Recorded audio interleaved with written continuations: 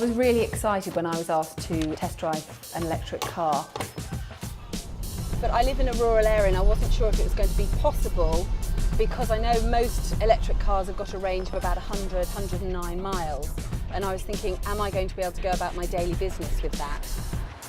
Some people talk about range anxiety, i.e., how far you can drive before you run out of electricity. And in reality, that's not really been the case.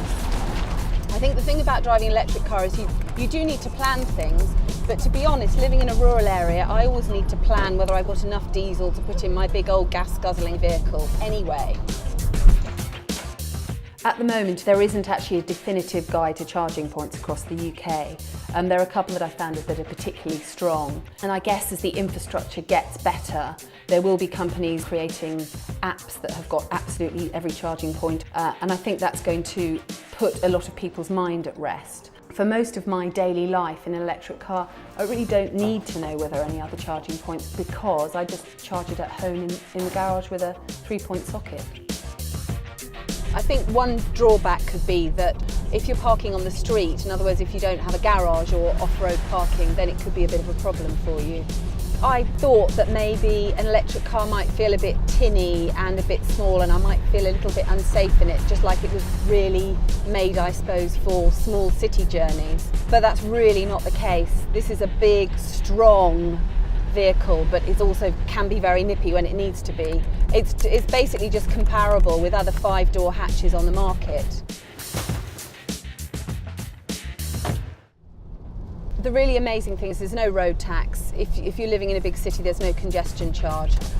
If you're driving the average of 10,000 miles a year, it would only cost you about £153 a year in electricity. People who are generating their own electricity, you could in effect be running your vehicle for nothing.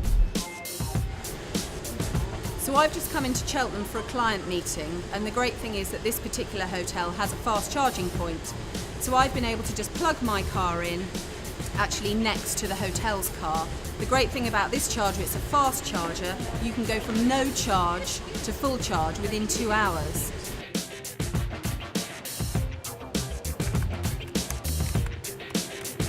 When I first drove it, initially the silence can seem a little bit unnerving, but you soon get used to it. Friends of mine who are cyclists had expressed a concern about the fact that they can't hear the vehicle coming up behind you. You're more sort of aware of other people. At the moment, the cost is quite prohibitive for a 5-door hatchback, but I believe that that's the sort of thing that will change very, very soon. When I want to go on a family weekend away, I'd have to plan a little bit more about where we'd go and where we'd charge en route. Come on, guys. So when there's an electric car that has a range of about 300 miles, well, frankly, I don't see why we wouldn't all have them. To me, it's just a no-brainer.